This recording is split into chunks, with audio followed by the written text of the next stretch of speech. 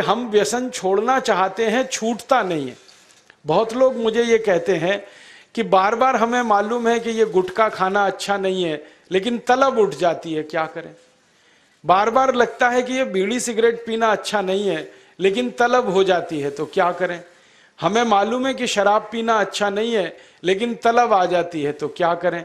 तो आपको बीड़ी सिगरेट की तलब ना आए, गुटखा खाने की तलब ना लगे, तंबाकू खाने की तलब ना हो, शराब पीने की तलब ना हो, इसके लिए एक छोटा सा उपाय बताता हूं जो बहुत आसान है, आप आसानी से कर सकते। पहला उपाय तो ये है कि जिनको बार बार तलब लगती है और जो अपनी तलब पर कंट्रोल नहीं कर पाते, नियंत्रण नहीं कर पाते, इसका माने उनका मन कमजोर है। और परम पूजनीय स्वामी जी कहते हैं कि मन को मजबूत बनाओ। दूसरा एक तरीका है कि आपके घर में एक आयुर्वेदिक औषधि है जिसको आप सब जानते हैं और पहचानते हैं। हम उसका बहुत इस्तेमाल करते हैं लोगों का व्यसन छुड़वाने में, और उस औषधि का नाम है अदरक। अदरक हम सबके घर में है। इस अदरक के टुकड़े कर लो छोटे छोटे, उसमें नींबू निचोड़ दो, थोड़ा सा काला नमक मिला लो और इसको धूप में सुखा लो, सूरज की धूप में इसको सुखा लो। सूखने के बाद जब इसका पूरा पानी खत्म हो जाए, ये अदरक के टुकड़े हमेशा अपनी जेब में डाल के रखो। जब भी दिल करे कि तंबाकू खानी है, गुटखा खाना है, बीड़ी सिगरेट पीनी है, तो आप एक अदरक का टुकड़ा निकालो, मुंह में डालो, उसका चूसने का काम शुरू कर दो। और ये अदरक ऐसी अद्भुत चीज है, इसको दांत से काटो मत, तो सवेरे से शाम तक ये मुंह में आपके सुरक्षित रहता है। इसको चूसते रहो, आपको गुटखा खाने की याद ही नहीं आएगी, आपको बीड़ी सिगरेट पीने की तलब ही नहीं आएगी, और दारू की तलब भी छूट जाएगी। बहुत आसान है, कुछ भी मुश्किल नहीं है। फिर से बता देता हूं, अदरक ले लो, छोटे टुकड़े कर लो, नींबू निचोड़ लो, फिर उसमें काला नमक मिला लो, धूप में सुखा लो। सुखाने के बाद वो तैयार हो गया। तैयार होके इसको जेब में रखो, पुड़िया बना के रखो, डिब्बी में रखो, जैसे भी है जेब में रखो। जब दिल में तलब उठे, बीड़ी पीना, सिगरेट पीना, दारू पीना, गुटखा खाना, एक गुटखा माने एक टुकड़ा इस अदरक का निकाल के जीभ पे रखो, चूसना शुरू कर दो।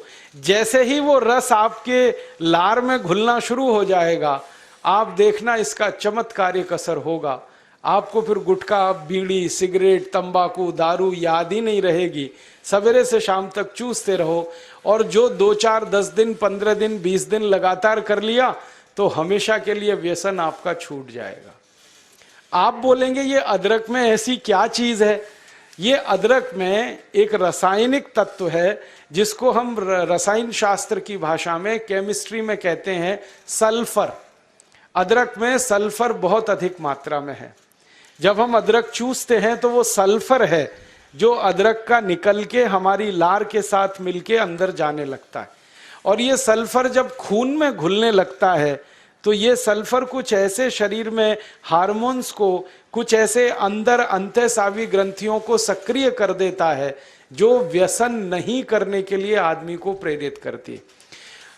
जो विज्ञान की रिसर्च है आज तक सारी दुनिया में, वो ये कहती है कि कोई भी आदमी व्यसन के अधीन जब जाता है तब जब सल्फर की मात्रा उसके शरीर में बहुत कम हो जाती है, तो उसको बार बार तलब लगती है, बीड़ी की, सिगरेट की, गुटखे की, तंबाकू की। तो सल्फर की मात्रा आप पूरी कर दो बाहर से, ये तलब खत्म हो जाती है। इसका मैंने हजारों लोगों पर परीक्षण किया है और बहुत अच्छे सुखद परिणाम हैं। बड़ी आसानी से बिना किसी खर्चे के शराब छूट जाती है, बीड़ी, सिगरेट, गुटखा आदि आदि सब छूट जाता है।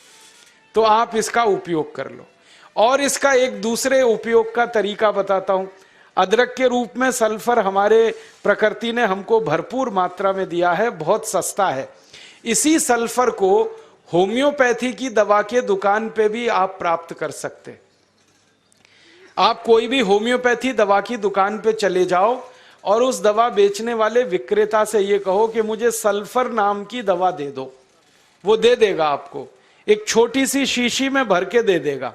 और सल्फर नाम की दवा होम्योपैथी में पानी के रूप में आती है, प्रवाही रूप में आती है, जिसको हम लोग डाइल्यूशन कहते हैं अंग्रेजी में। तो ये पानी जैसी आएगी, दिखने में ऐसा ही लगेगा कि जैसे ये पानी है। वो दवा एक छोटी शीशी में ले लो, 5 मिलीलीटर दवा की शीशी 5 रुपए में आती है, और उस दवा का 1 बूंद जीभ पे डाल लो सवेरे सवेरे खाली पेट, फिर अगले दिन और 1 बूंद डाल लो सवेरे सवेरे खाली पेट, और तीसरे दिन 1 बूंद डाल लो सवेरे सवेरे खाली पेट। बस 3 बार अगर आपने 1-1 बूंद डाल ली तो 50 से 60% लोगों की दारू, बीड़ी, सिगरेट तो 3 खुराक में ही छूट जाती।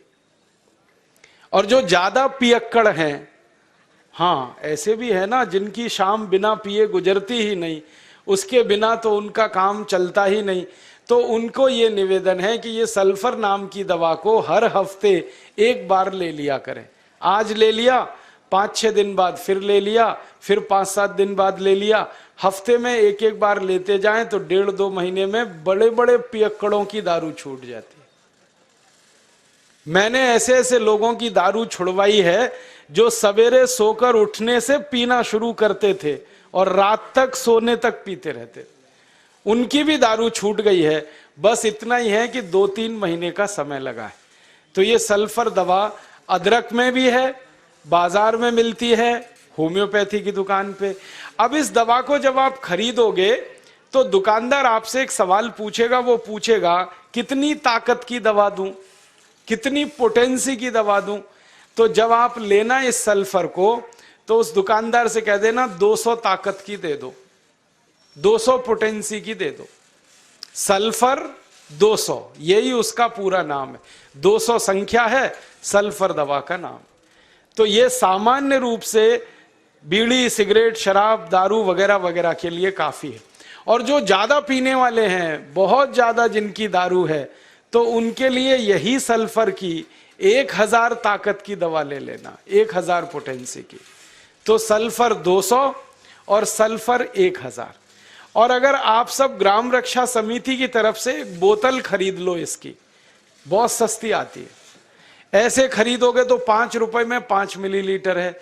और बड़ी बोतल खरीद लो 250 मिलीलीटर की या 450 मिलीलीटर की, वो 150-200 रुपए की आती है।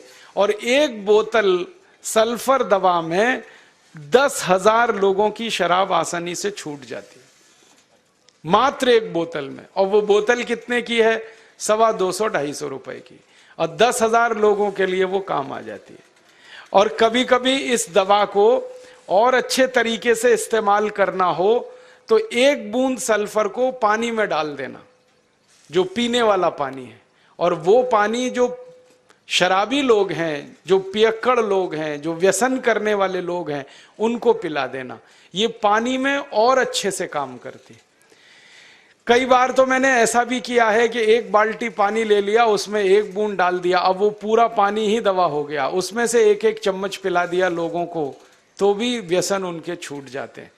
तो एक बता दिया मैंने आपको, अदरक, उसका इस्तेमाल करना है व्यसन छोड़ने के लिए, और दूसरा बता दिया मैंने आपको सल्फर, जो होम्योपैथी में है, एक 200 ताकत की, एक 1000 ताकत की।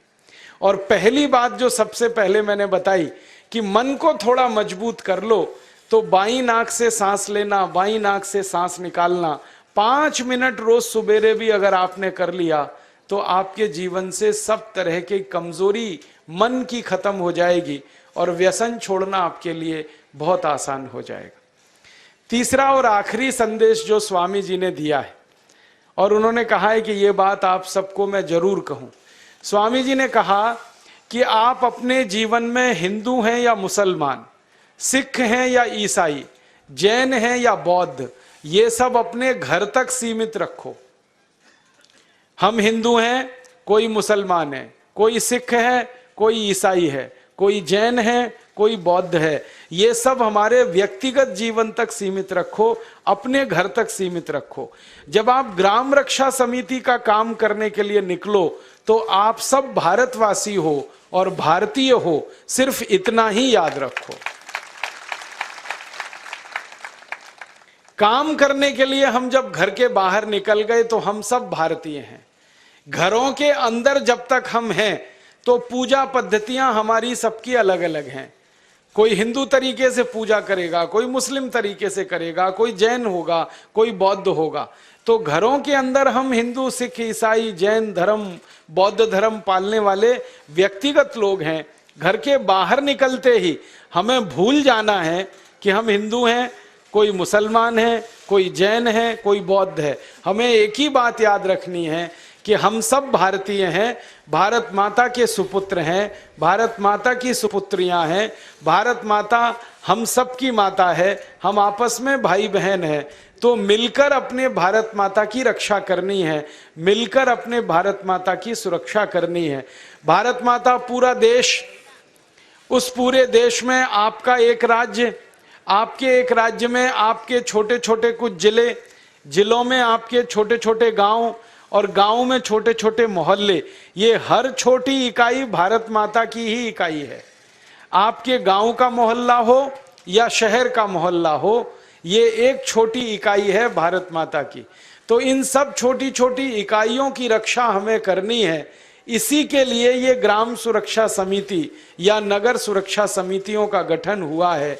ये संकल्प हमें लेके काम करना है कि हम भारतवासी हैं, अपनी भारत माता की भूमि की एक एक इंच जमीन की रक्षा हमें करना है अपराधियों से, उन सब लोगों से जो देश को तोड़ने के काम में लगे हैं, विघटन करना चाहते हैं इस देश का, इस देश को नुकसान पहुंचाना चाहते हैं। तरीके उनके कुछ भी हों, हमें उनके तरीकों को नाकामयाब बनाना है, असफल बनाना है, और अपने संकल्पों को सफल बनाना है और सार्थक बनाना है।